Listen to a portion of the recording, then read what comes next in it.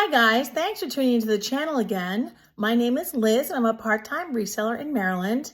In today's video, I'm going to share some once-in-a-lifetime finds with you that I knew were pretty good in the moment, but I didn't realize how good they were until later. And I want to share them with you so that when you go out shopping, you'll know what to look for. Let's go check them out. So I'm going to share this part one of this haul with you. I just couldn't fit everything on the table. It's actually not that many items, but some of them I thought were important to share because you might pass them up thinking that they were something other than what they were. Although I think I have one or two lessons I learned myself. If you see large ceramic pieces that are well painted, check to see if they're made in Italy. I once had a cheetah and it sold for several $100s, and some of these can sell for thousands of dollars. These are like life-size poodles, and you'll see in the comp that each of them is worth probably about 100 or 150 each. So you should grab those if they're well-formed and well-painted and marked Italy. I don't always buy silver fade glasses. These are not Dorothy Thorpe, but they're similar style. The silver fade is kind of an ombre, it's blurred at the edge, and Dorothy Thorpe has a clear band. But nonetheless, these are mid-century roly-polies, that's what they call these sort of rounded bottom ones, with their original caddy. And so something like that is very sellable. There's a local company making a film, and they might need something like that. They talked about some barware. So, you know, if you have those affiliations, sometimes something like that can come in handy. And it has the set of 8. It's not 7. I got a couple of vintage books. Neither of them is particularly valuable, but I'm a coffee saurus. Completely addicted to coffee, so I'm going to check this out. And it would sell in the booth because a lot of people are into coffee.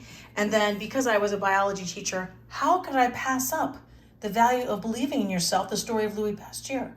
So anyway, not very valuable, but I'm totally reading that one. And then I probably will sell it in the booth. I think if I were still teaching biology, I'd keep it in my classroom, but so cute.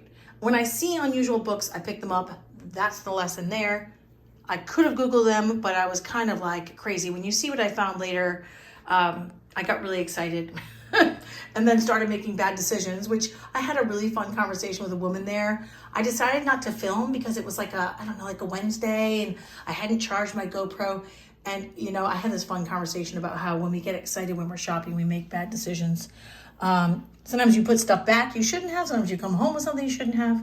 But we had enough good decisions to warrant a video. So that's something to stick around for. So this is a brutalist piece. This was a mid-century home. This isn't a super valuable piece, but it's this cut metal in the sculpture of these sort of prehistoric looking flowers, which I cannot remember the name of. If you know the name of that type of flower, would you tell me? I don't think these are supposed to be peonies or anything like that. But I'll put a comp up for that as well as the other items of value just to show you. It's certainly worth picking up if it's cheap enough. I do have a few other clothing items, but check out this. Now, is it Evan Picone or Yvonne Picone? I never know, but it's silk. And look at this. And it has these puffy shoulders and shoulder pads. This is pretty awesome. Now the comp isn't super high, so I might put this in the booth just because I know I can sell it for a decent profit without going through all the craziness of taking all those measurements online because the comp's not that high. One of the decisions we have to make as resellers is where am I selling this?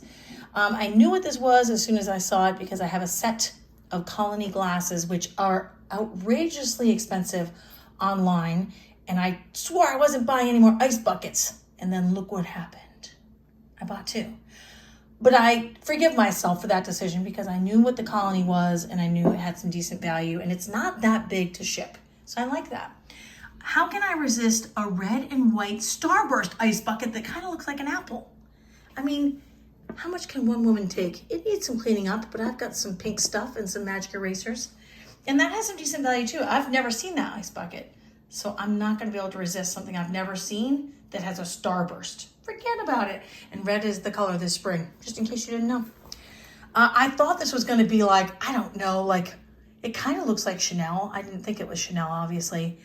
It's not very valuable. I think the name is Lusso, and I couldn't find too much about it, but it's sort of like Reminds me of a toiletries bag, but I love this kind of quilted gold look, and I think that will sell well in the booth regardless. I thought this piece might be Native American, but apparently it's Moroccan. This beautiful leather bag.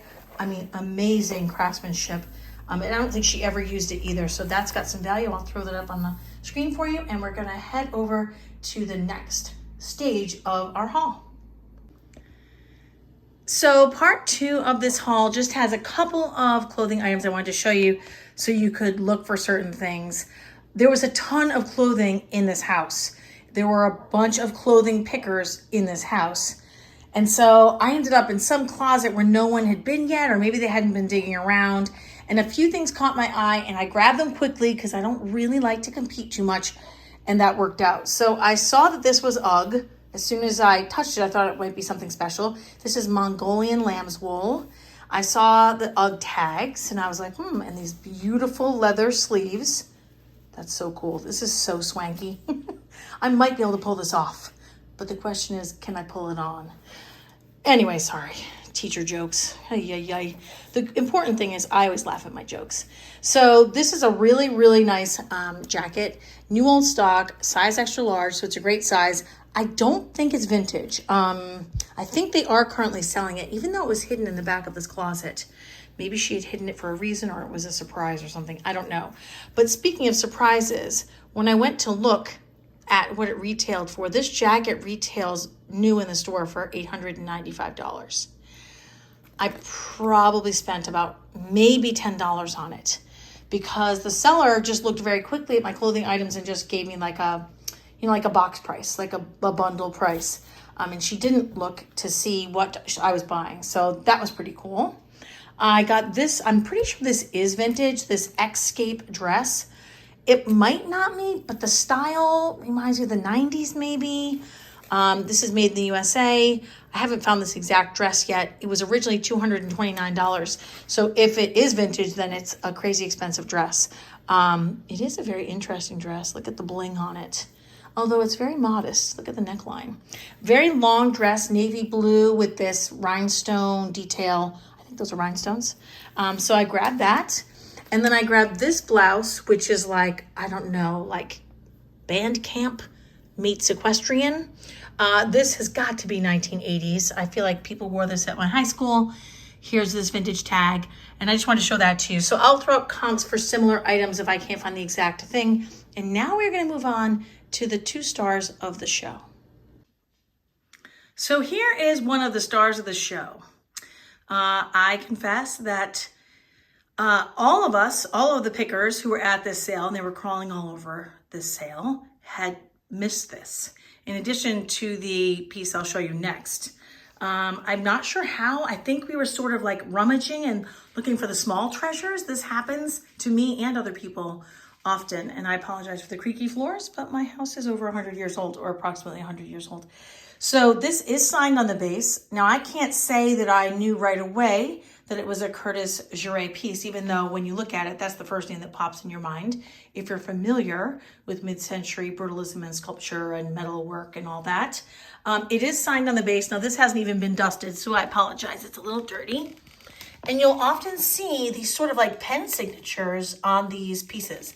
I've seen these types of signatures before, although I have never seen this piece before, and I couldn't find a comp for this exact sculpture, which is about 6.5 feet high is my guess.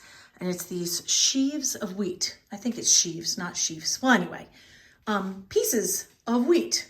Blossoms, you get it, right? I'm gonna kind of zoom in so you can see this cut metal that you'll see in these mid-century pieces, and obviously a good find. I kind of lucked out that I came to my senses before the other pickers did and was able to buy it. And I think she may have charged me about $30 for it. So you can see that that's a good buy when you look at a comp for something that's not as grand as this. So I was super psyched, but I wanted to show it to you guys so that you would know what to look for. And the signature will normally say C.J.E.R.E. It looks like jeer, like the word here with a J, but it's pronounced Juret, I've been told. So, you know, we want to make sure we teach you guys that. Anyway, I will show you the other piece next. So here is the piece that really made me think I was onto something. Now, when I first looked at this, this is an extremely tall, almost 7 feet tall accent lamp.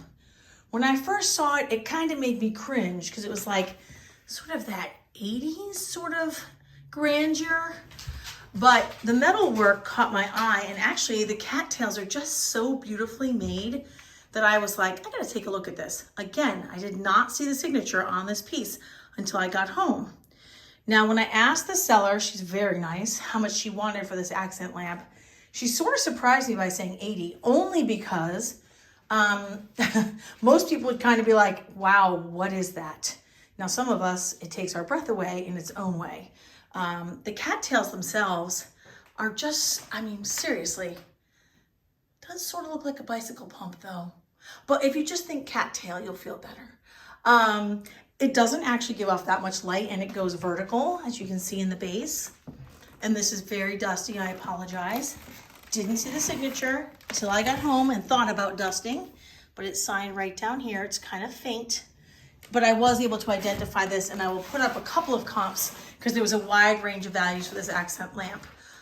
So these are the kinds of things you should look for, because of course we can pay ourselves well for our time with small items that take a while to list. But wouldn't it be great if you could find 1 or 2 larger pieces that you could even sell locally? I know in Baltimore and DC, mid-century modern is still pretty hot. And then really pay yourself for your time. I guess that's one of the messages. But also, you know, if something catches your eye, give it the time. Investigate it, because like I said, even though I'm familiar with Jouret and their work, I didn't know this piece. So I paid the 80 and then found out, yeah, cool, that was well worth it. Thank you so much for joining me today, guys. I hope you enjoyed the video and some of the eye candy and bolos I was able to share with you. If you have a minute, could you give me a like, a comment, or maybe even subscribe if you haven't done so yet? It encourages me when I have my hard days like we all do. I hope you guys get out there soon, you find some great finds, and I also hope that you pay yourself well for that time that you're out hunting. And of course, I hope that you never stop searching. And I will see you guys next time.